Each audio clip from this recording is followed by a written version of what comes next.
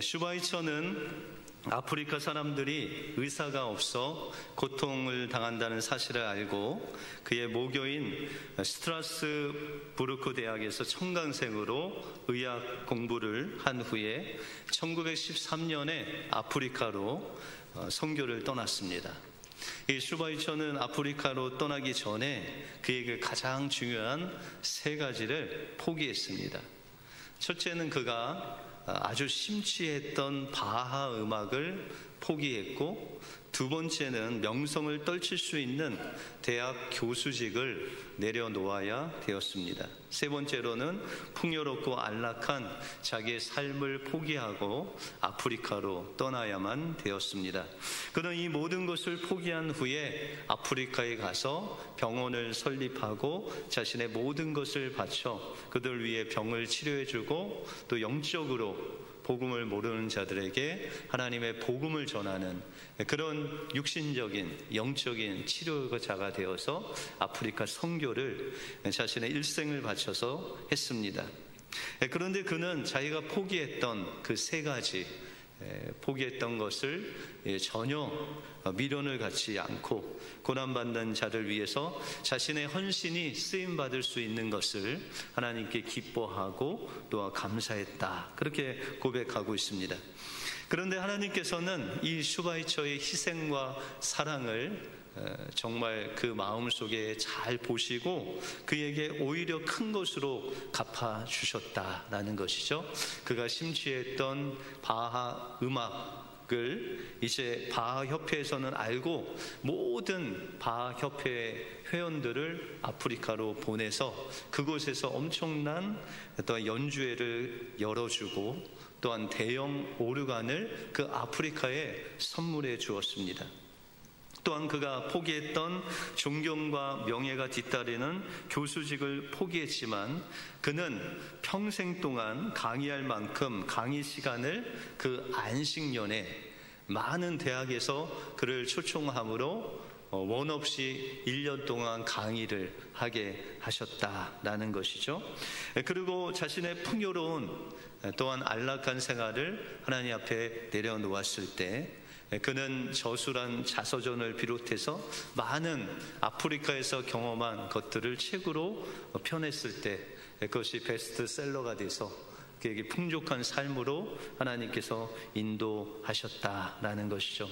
하나님께서는 우리가 가장 소중한 것 하나님을 위해서 내려놓았을 때 하나님께서는 하나님 자신 그 크신 하나님을 주실 뿐만 아니라 우리가 내려놓은 것에 더해서 하나님께서 채워주시는 놀라운 하나님이시다라는 것을 기억하시고 이 성탄의 계절에 여러분들 찾아오신 그 주님께 여러분들의 가장 소중한 것 주님께 드리심으로 주님과 함께 또한 더 많은 풍성한 은혜를 누리시는 여러분들의 삶이 되시길 주님의 이름으로 축원드립니다.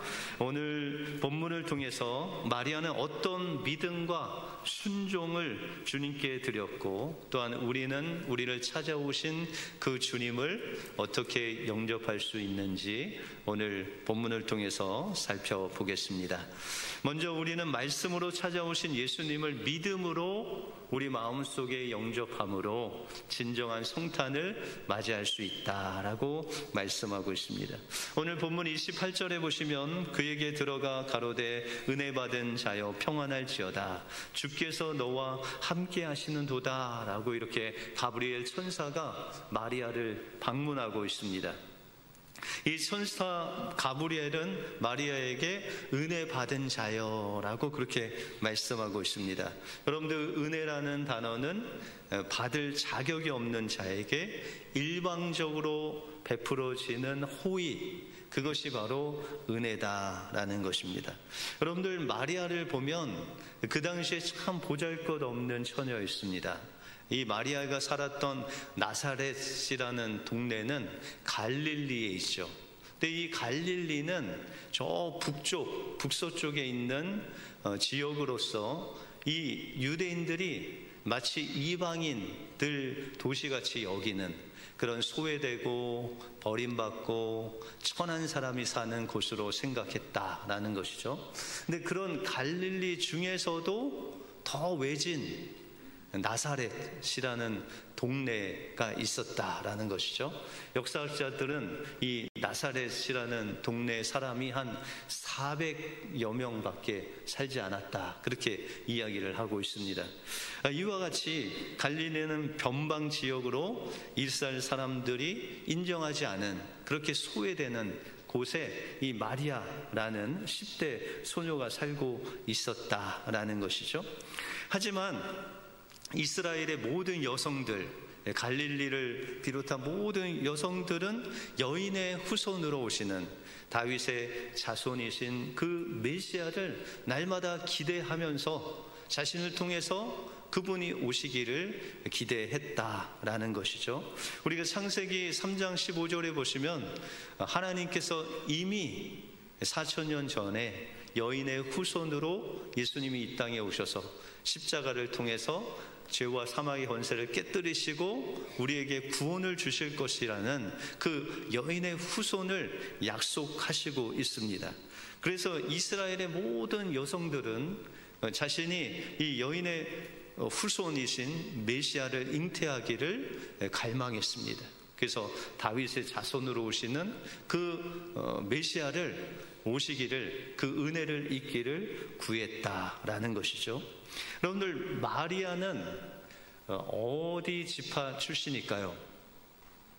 성경에 보시면 마리아의 친족이 있었는데 그 친족의 이름은 엘리사벳, 사가랴의 아내 엘리사벳의 친족이었다, 그렇게 말씀하고 있습니다. 여러분들, 제사장은 아론의 자손이어야 되고, 또 아론의 자손인 이 제사장은 아론의 출신 여성과 결혼을 하게 되어 있습니다. 그러므로 마리아가 이 엘리사벳과 친족이라는 것은 마리아도 모계든 부계든 아론의 자손인 것을 말씀하고 있습니다. 또한 이 마리아의 남편 요셉은 다윗의 자손이라고 하죠. 다윗의 자손과 또 아론의 자손이 이렇게 결혼을 한 상태였다라는 것입니다.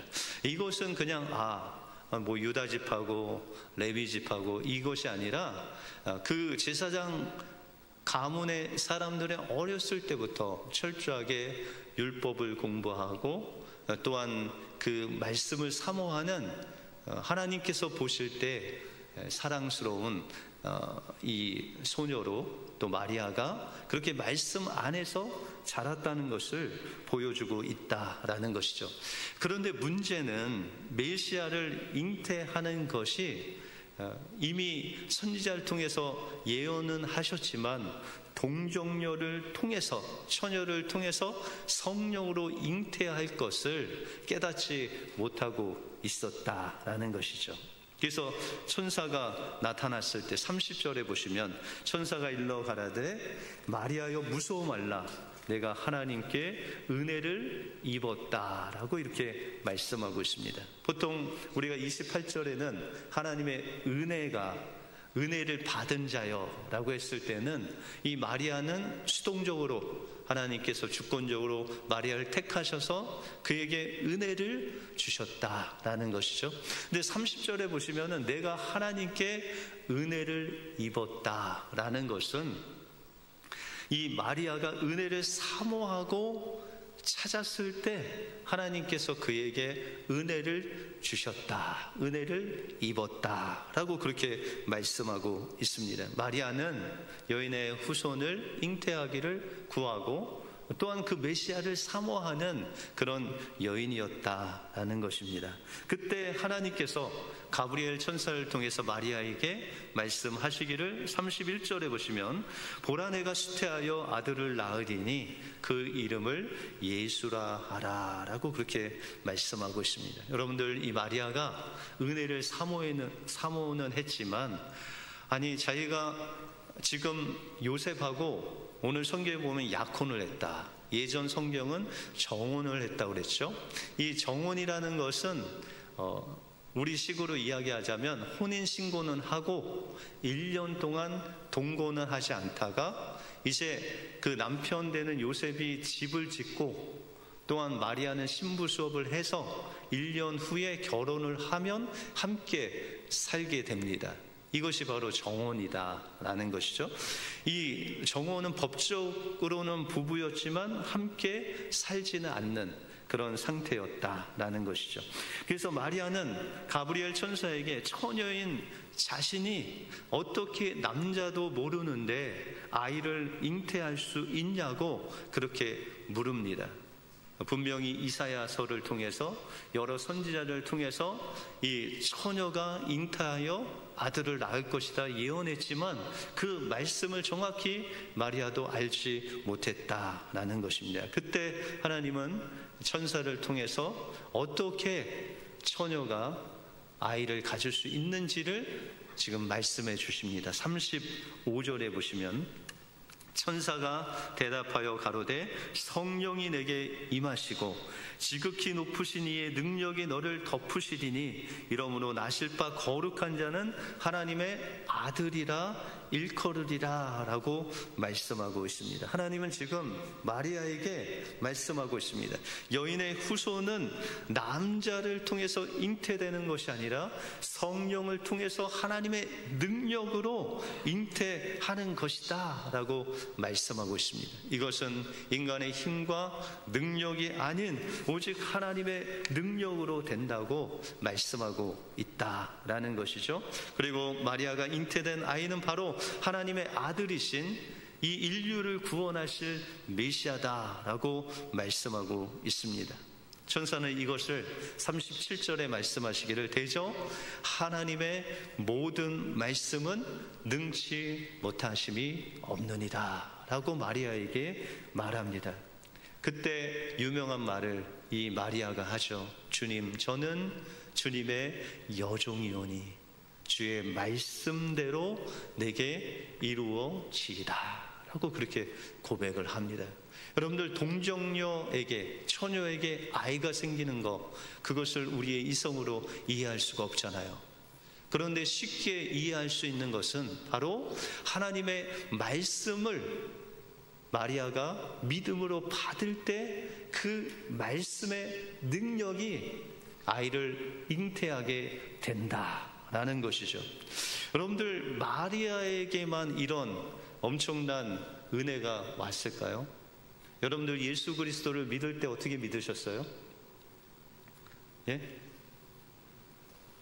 예수님을 여러분들 마음속에 영접한 거죠. 그러니까 예수님은 오시겠다 하니까 예, 주님 내 안에 오십시오 라고 여러분들도 마리아와 같이 믿음의 고백을 했을 때 성령으로 하나님이 여러분들 안에 오신 것이죠. 그것이 바로 마리아가 경험한 말씀을 통해 아이가 잉태되는 놀라운 역사를 경험하게 되었다는 것입니다. 지금 마리아는 이렇게 고백하고 있습니다. 하나님, 저는 사내를 알지 못하는 처녀입니다. 아이를 잉태하려면 남자를 알아야 되는데 하나님이 성령의 능력으로 나를 덮으시면 성령으로 아이를 잉태할 수 있다고 하시니 오직 하나님의 말씀이 나의 능력이십니다. 하나님의 말씀은 능치 못하심이 없습니다. 하나님 말씀으로 나에게 하십시오. 저는 하나님의 종이오니 하나님의 말씀대로 이루어 주십시오. 나는 다만 하나님께 쓰임받는 도구가 되겠습니다 라고 하면서 마리아가 자신의 몸을 하나님께 내어 드렸을 때 이 믿음으로 아이가 잉태되는 놀라운 역사가 일어나게 되었다라는 것입니다. 주님은 오늘도 우리를 찾아오셔서 이 엄청난 말씀을 우리에게 말씀하십니다. 우리가 상상할 수 없는 말씀을 가지고 우리를 통해 그 말씀을 이루시겠다고 합니다. 우리와 같은 연약한 인생 안으로 들어오시겠다고 하십니다. 거룩하지도 않고 늘 부끄러운 우리의 삶 속에 주님이 들어와 사시겠다라고 말씀하시고 있다는 것입니다. 그때 우리도 마리아와 같이 하나님, 저는 아무것도 할 수 없는 연약한 인생입니다. 저는 제가 한 말조차 지킬 수 없는 무능한 그런 사람입니다. 이런 저와 같은 인생과 함께 하시겠다면 주님, 저를 주님께 내어드리겠습니다. 저를 축복의 통로로 사용하여 주십시오 하면서 여러분들 자신을 주님의 말씀 앞에 내어드릴 때 주님께서 여러분들 안에 찾아오셔서 성령으로 함께 하시고 여러분들의 인생을 인도해 주실 줄 믿습니다. 이 성탄의 축복이 여러분들 마음속에 이루어지길 주님의 이름으로 축원드립니다. 다음으로 우리는 믿음의 결단으로부터 오는 순종과 헌신으로서 예수님을 맞이할 수 있습니다.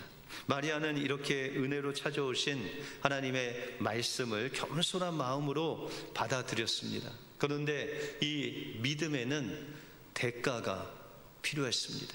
순종에는 헌신이라는 대가가 따라오게 되어 있다라는 것이죠. 여러분들, 마리아는 역사학자들이 보통 유대 처녀들은 보통 13세에서 17세 때 결혼을 한다고 합니다. 그러니까 이 마리아는 10대 처녀였다라는 것이죠. 그런데 유대인들이 결혼할 때 처녀에게 처녀라는 증표가 없을 때 신명기에서는 그들을 돌로 쳐 죽이라고 합니다. 그리고 정혼하고 아직 결혼하지 않은 여자가 아이를 임신하면 간음죄로 이 동네 사람들이 그를 끌어다가 돌로 쳐 죽일 수 있다라는 것이죠. 마리아가 처녀로서 아이를 잉태한다는 것은 한 여자로서 또 한 아내로서 가문의 딸로서 모든 권리와 모든 인생을 하나님 앞에 내려놓는 그런 위험이 있는 결단이었다라는 것입니다. 왜냐하면 그 동네 사람들이 마리아가 결혼하기 전에 잉태한 사실을 알고 그들은 평생 음행한 여인으로 비난할 거기 때문입니다. 여러분들, 예수님도 겟세마네 동산에서 하나님 앞에 십자가 앞에서 기도할 때 그 마음이 심히 고민하시고 죽게 되었다, 그렇게 말씀하시면서 너희들 깨어서 나를 위해서 기도하라고 그렇게 말씀하셨습니다. 여러분들, 예수님은 하나님의 아들이신데 그 십자가를 지는 그 고난을 통과하셔야만 됐다라는 것이죠. 하나님 말씀에 순종하는 그 십자가를 지는 순종 뒤에는 십자가라는 그런 헌신이 예수님 뒤를 따르고 있었다라는 것이죠.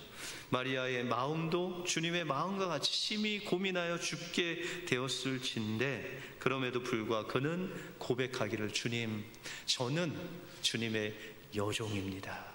주님의 말씀대로 이루어지이다 라고 그렇게 고백을 합니다. 여러분들, 마리아의 남편 요셉은 어땠을까요? 요셉이 이미 마리아가 아이를 잉태했다는 소식을 들었습니다. 여러분들, 아이를 임신하면 한 몇 개월 정도 되면 아이를 가졌다는 게 눈에 보이죠? 한 4개월? 3, 4개월 지나면, 그죠? 임신했다는 거 알죠? 그래서 그 마리아가 이제 아이를 임신하고 배가 불러서 그 동네 사람들이 알고 그 소식이 요셉에게 갔다라는 것이죠. 그 요셉이 그 소식을 듣고 그가 기도하는 가운데 성경에 보시면 가만히 끊고자 했다. 여기서 끊는다는 것은 일단 혼인 신고를 했기 때문에 부부죠. 그것을 이혼을 하는, 끊고자 했다. 그러나 그는 마리아를 사랑함으로 끊고자 했다, 그렇게 말씀하고 있습니다. 그런데 이 요셉에게 성령이 임하시죠. 그리고 마리아 데려오기를 겁내지 말라. 원래 정혼을 하면 한 1년 동안 기다려야 되는데 하나님께서 성령을 통해서 요셉에게 말씀하심으로 이 요셉도 믿음의 사람이라 이 마리아를 그 말씀을 받고 나서 다음날 가서 마리아를 데리고 옵니다. 여러분들, 이것을 동네 사람들이 몰랐을까요? 여러분들 요한복음 8장에 보시면 예수님을 가리켜 음란한 데서 난 사람이다 라고 비난을 합니다. 예수님이 30세가 넘었음에도 불구하고 이 소문이, 이 마리아와 요셉의 소문이 계속해서 돌고 있었다라는 것을 보여주고 있죠. 평생 음란한 여자로, 부정한 여자로 그렇게 비난받는 그런 엄청난 대가가, 헌신이 그에게 따랐다라는 것입니다. 여러분들 구약 성경에 보시면 아브라함이 정말 아이를 낳지 못할 건데 하나님께서 그에게 말씀으로 이삭을 낳게 하시죠. 그런데 하나님은 짓궂게도 이삭이 나이가 어느 정도 들었을 때 그를 바치라라고 합니다. 어떻게 해요? 번제로. 여러분들 번제는요, 이 짐승을 잡아서 불에 태워서 모든 것을 다 태워서 그 연기로 하나님께 드리는 제사예요. 그런데 어떻게 하나님께서 주신 그 귀한 아들을 칼로 잡아서 태워서 그 연기를 하나님께 드리라는 게 말이 됩니까? 그런데 하나님께서는 그 이삭을 드리라는 거예요. 그래서 아브라함도 요셉같이 한숨 자지 못하고 고민하고 기도하다가 하나님 말씀에 순종합니다. 그리고 모리아 산에 가서 이삭을 칼로 죽이려고 할 그때에 하나님께서 아브라함아 멈춰라. 내가 이제야 나를 경외하는 줄을 알겠다 라고 하면서 준비된 수양을 대신해서 하나님께 드리게 되죠. 여러분들, 이와 같이 하나님 말씀에 순종하면 대가가 우리에게 온다라는 것이죠. 헌신해야 되는 그런 일들이 온다. 그런데 그 헌신하게 되면 하나님께서 그것보다도 더 큰 은혜로 우리를 인도해 주신다라고 말씀하고 있습니다. 아프리카 대륙의 복음화를 말할 때 우리는 리빙스톤을 먼저 이야기하죠. 근데 이 리빙스톤과 방불한 그 아프리카의 전설적인 선교사가 있었는데 그 인물의 이름이 찰스 스터드라는 인물이 있습니다. 이 사람은 본래 영국의 수재들이 다니는 학교인 이튼 고교를 졸업한 다음에 캠브리지 대학에 들어가게 됩니다. 이 캠브리지 대학에 들어갔는데 그는 운동선수가 되어서 크리켓이라는 이제 스포츠를 합니다. 여러분들 크리켓이 뭔지 모르죠? 저도 이제 몰랐었는데 영국에서 되게 유명한 그런 스포츠였다고 합니다. 근데 그는 이 크리켓에 인기 있는 스타 플레이어로서 아주 명예와 인기와 또한 물질을 다 누리는 그런 상황에 처해 있었다라는 것이죠. 근데 그가 졸업하고 이제 그런 인기 있는 스타 플레이어로 가기 그 무렵에 스터디의 형이었던 조지라는 그 형이 질병으로 인해서 죽음의 문턱까지 가게 됩니다. 스터드는 이것을 보고 인생이 허무하구나. 내가 가진 이런 인기 또 명예, 이것이 정말 아무것도 아니구나. 하나님이 부르시면 이것을 다 놔두고 가야 되는구나. 인생의 허물을 경험한 후에 그는 하나님 앞에, 주님, 내 인생이 가장 중요한 것이 무엇입니까? 그러면서 이 형의 그 죽음 너머에 영원한 생명, 또 그 영혼의 생명을 가질 수 있는 복음 전하는 것이 인생의 가장 소중한 일이라는 것을 그는 깨닫고 그 대학을 졸업하고 자기에게 보장된 인기와 돈과 지위를 다 버리고 그가 중국 선교사로 떠나게 됩니다. 그리고 10여 년 동안 그곳에서 선교를 잘하여 선교의 열매를 맺었는데 그가 한 50세가 지난 후에 병에 걸려서 그가 영국으로 돌아오게 됩니다. 그가 쉬는 동안에 어느 날 잡지를 읽다가 이런 문구를 접하게 됩니다. 아프리카에 식인종들이 복음을 기다리고 있다. 한 번도 복음을 듣지 못한 아프리카의 식인종들이 예수의 복음을 기다리고 있다. 이런 기사를 보게 됩니다. 그런데 잠을 자려고 하는데 그 기사 제목이 계속 머리를 스치고 지나갑니다. 아프리카의 식인종들이 예수의 복음을 기다리고 있다. 그래서 하나님 앞에, 하나님, 저를 부르시는 겁니까? 거기에 가야 한다고 저를 부르시는 것입니까? 라고 하나님 앞에 기도했습니다. 그는 지금 건강의 악화로 핸디캡이 있었고 또 아버지가 남긴 엄청난 유산을 가지고 있었습니다. 그런데 그는 주님, 저 이거 다 기증하고 그러면 하나님의 부르심에 응답하겠습니다. 주변 사람들이 말렸습니다. 왜 그렇게까지 희생을 하면서 그렇게 중국 선교도 갔다 왔는데 아프리카도 왜 가야 하냐? 너는 중국 선교 그것으로 족하지 않냐? 더 이상 헌신은 필요 없다. 그렇게 이야기를 했습니다. 그때 스터드가 남긴 말이 있습니다. 하나님의 아들 예수가 나를 위하여 십자가에서 목숨을 바쳐 희생한 것이 사실이라면 내가 그를 위해 바친 어떤 희생도 지나치다고 할 수는 없을 것이다. 그리고 그는 아프리카로 떠나게 됩니다. 그는 아프리카로 50이 넘은 그런 사람이 모든 것을 다 내려놓고 떠납니다.